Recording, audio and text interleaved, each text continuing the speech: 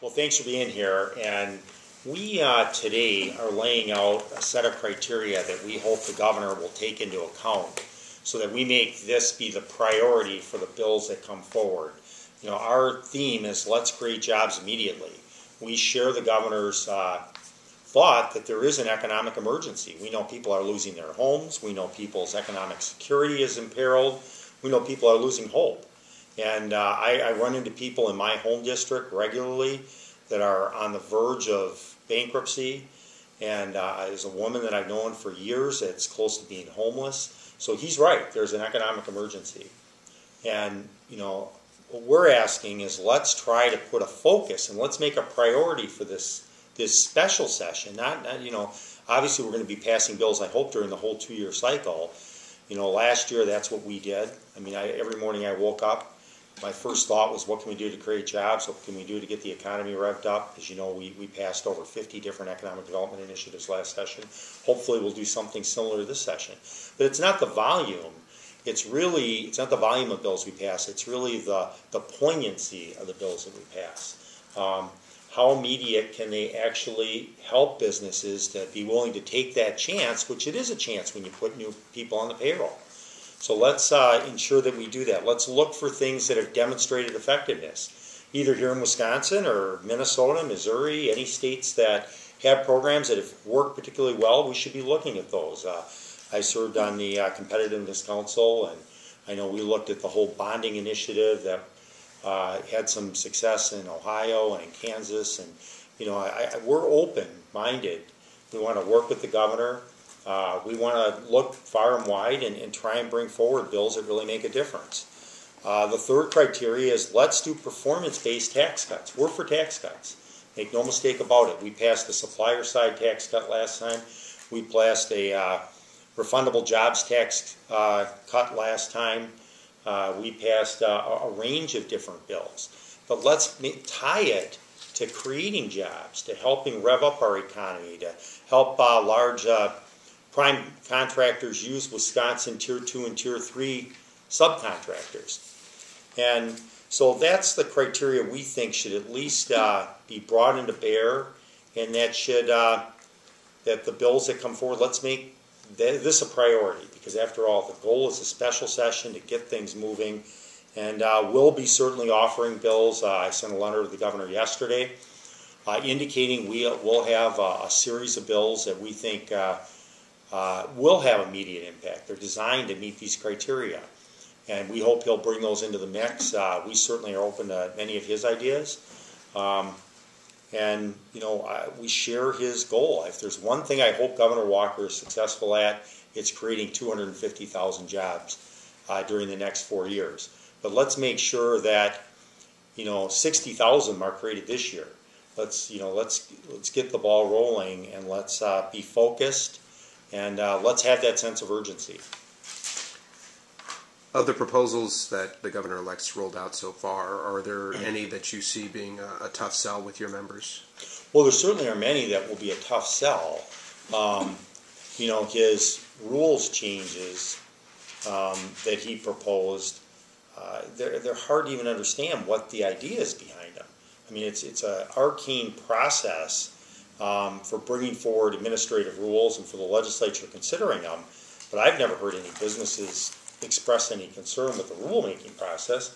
And to be frank, I thought the Milwaukee Journal had an excellent editorial a couple days ago, and based on, you know, Representative Hebel's assessment, it's his people that he's appointing today that will be developing these rules. So why would they have to go to the governor's office for special consideration? In fact, really, that can hold up the whole process, because, you know, the legislature needs a review period. So, I mean, something like that, I just don't see where it's going to get much traction.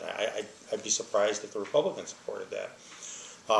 But the issue today that I'm trying to emphasize is not, you know, what do we support or not support, but let's make sure that we put a priority on bills that actually have some hope of putting people back to work in February and March and April, not in, you know, next November and December. People really do need jobs now. And we know that private businesses are sitting on a record amount of cash right now.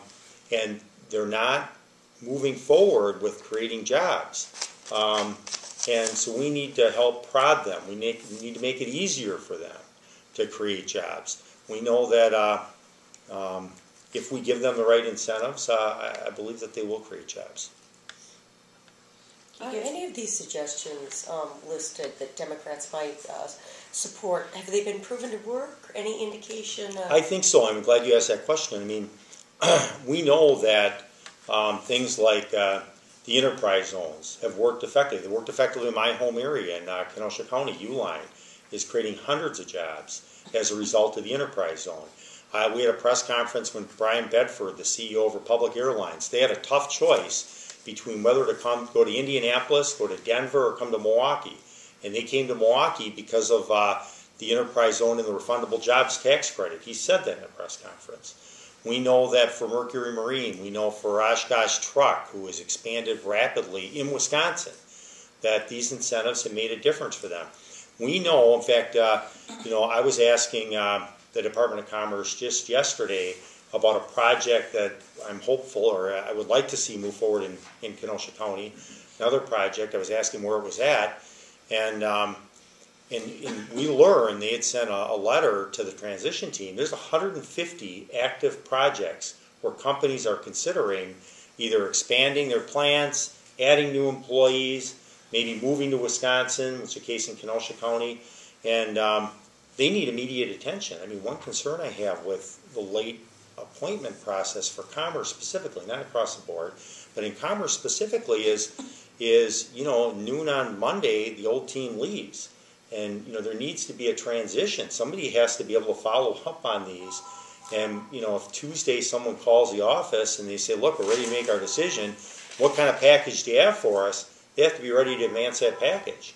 And so I just hope that that with this new team, that we can sit down together. I'm hoping they'll meet with us and look at some of these ideas, because over the last 2 years, we had this Partnership for a Stronger Economy. We traveled the state. We had, close to a dozen different hearings all over the state with business leaders, economic development experts, workforce development professionals. So we have a pretty good sense of what we heard in these hearings. It's well documented. And we'd like to add these ideas to the mix. We want to work with the governor. Our goal is to make this state become more competitive and work with those companies who have already expressed an interest. There's 150 of them that are sitting out there that we have to pull over the finish line. What's your read so far working with the governor-elect and talking with legislative Republican leaders about how open they will be to working with Democrats and your proposals? I don't know. I mean, the governor-elect did come to our caucus right after his election. He's a former legislator, so I suspect he's going to be more open to working with legislators. But proof is in the pudding. I have no idea. I mean, I have not heard from him since he came to our caucus, but that's why we're reaching out to him.